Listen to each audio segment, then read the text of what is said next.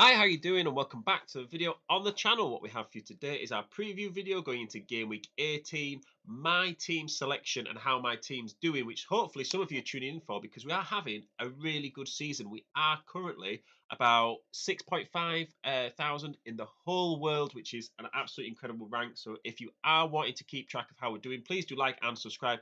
I actually think we've had like 20 new subscribers in the last week, which has been absolutely awesome. So if we can keep it going, that would be appreciated, and let's get into the video. So, I had a really good game week, to be honest, in game week 17. 68 points as it stands. And we say as it stands because have got Lascelles still coming in no matter what. So I have still got 6 more points to add to the total.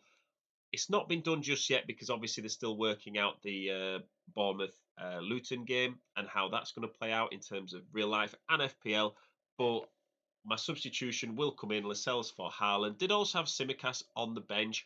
I know it kind of, you look back and you kind of think like, oh, Man United were never going to score against Liverpool. But then you also think, well, Salah was definitely going to score against Man United, and that didn't happen, did it? So I captained Son, which I think the two worst players in my team were pretty much Salah and Son, which if you'd have said that to me at the start of the game week, nobody would have believed you.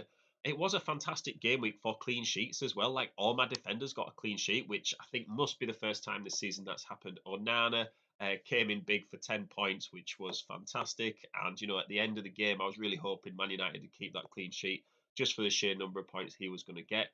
And it was a green arrow, like from 12k to 6,386, which, as we said at the start, is just absolutely brilliant. We're hopefully just going to keep it going for as long as we can do. I'm not sort of, convincing myself it's going to necessarily last forever, but hopefully we can do as well as we can. And it is a game, so let's enjoy it as we go. But hopefully, if you've got any questions, just leave them in the comments. Let's take a look at the fixtures. So the fixtures as it stands for this game week, and it's one of those like really sort of very Christmassy game weeks this week where we start on Thursday night.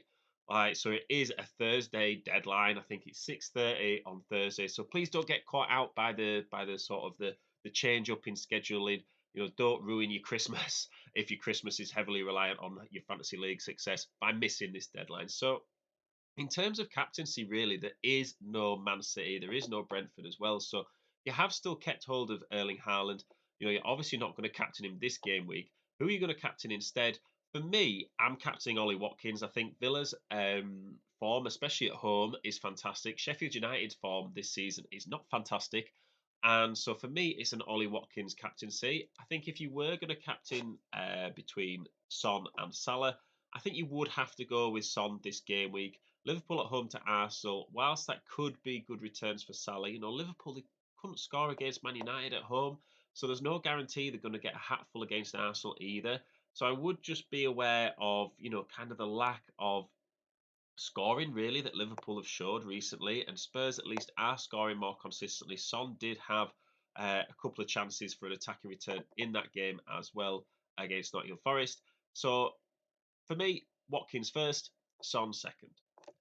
So my team for this game week, and it's looking all right to be honest. Like I've got two free transfers, I've got zero point 0.4 million in the bank, and I do want to use one transfer. Obviously, I don't want to use two transfers, and I'll explain why. Because I think at this time of year, it's really important if you can go into every game week with two free transfers. There's just so many variables, so many hits and misses, ups and downs each game week, injuries, suspensions, rotations, that you might need an extra transfer any given game week. So unless you absolutely cannot field like 11 players for a game week, I would just keep a transfer rolling over every game week.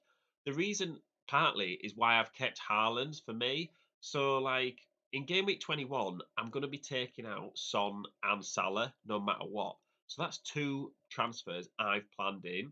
If I was to take out Haaland, say last week, and then also get him back maybe in a couple of weeks, that's two more planned transfers. That kind of goes against my policy of, always having a couple of transfers in reserve. That's too many transfers, in my opinion, that I've planned in. And it doesn't give me that flexibility elsewhere for anything else that might come up. Palmer's on four yellows, say, or somebody might get an injury, or say Robertson comes back a bit early and Simicast comes out of the team, or same with Lascelles. And you've just got to give yourself that chance. So I'm absolutely fine just keeping Haaland on the bench because I know that when he's fit, as long as it's not super long term injury, I'm going to want him back straight away. So in terms of the transfer that I am looking at, we are looking at swapping out a defender this game week. I was leaning towards Soufal, but there is about 3 game weeks before Andy Robertson's due back for Liverpool, and surely then Simicast's minutes are just going to reduce dramatically. So it is one of the two defenders that I am thinking of getting out. So let's take a look at my options. So the first option we're going to look at is Thiago Silva. Now he is an increase in price. I can afford him. He's with just the right amount of money. If I swap Soufal to Silva, he's only 3.8% owned, and I do already have Colwell from Chelsea's defence.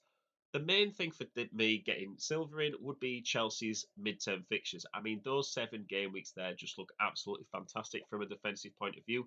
The downside for me is that I obviously don't give myself enough flexibility for the next few game weeks to make any other transfers until at least game week 21, when I would get that Salah and Son money coming in from selling them. My other option would be Gabriel from Arsenal. Now, I can't afford Saliba, so he's the next best option. I think he's also my only option given the price range.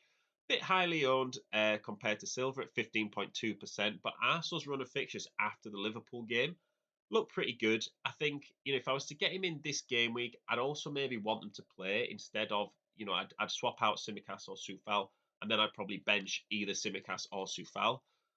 If I got Gabriel in, that'd give me a bit of a bench headache between him and Simicast. And then also, if I've got a headache in that respect, it's like, well, why am I bringing him in this game week? Maybe I could just use a transfer on someone else this game week. And then if Arsenal's defence looks really good, maybe get them in next game week for the West Ham game. But, West Ham are doing okay in the last match. No guarantee Arsenal are going to keep a clean sheet against them. My final defender, and the one I'm looking at the most, is Conser. He's actually cheaper than either defender that I'm taking out. So he actually gives me a little bit more cushion for the transfer budget in case I needed to upgrade the team elsewhere in future game weeks. Villa are obviously on fantastic form. They do play Sheffield United twice in the next 6 games, which is very appealing. And they also play Burnley and Everton, who aren't necessarily known for their attacking threats. I know that that Everton have turned it up recently. Burnley certainly haven't.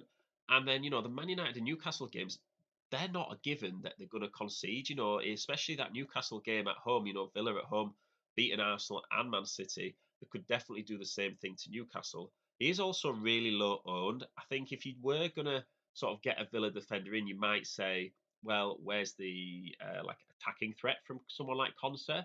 But whilst he doesn't necessarily have that, he is guaranteed minutes, and I think that is super important around the Christmas sort of fixture schedule. That yeah, attacking returns for defenders are great, but are they going to be on the pitch to start with? So let me know what you think about my transfer thoughts. If you've got any questions, put them in the comments. If you've got any other players that you suggest to get in other than these three, let me know. Please do like and subscribe. The support has been awesome, so thank you so much for that. Good luck in this game week as well. Remember, it's just a game, so just keep persevering with it. If it's not going your way, things can turn around, especially when the game weeks are coming thick and fast. And I will see you in the next one.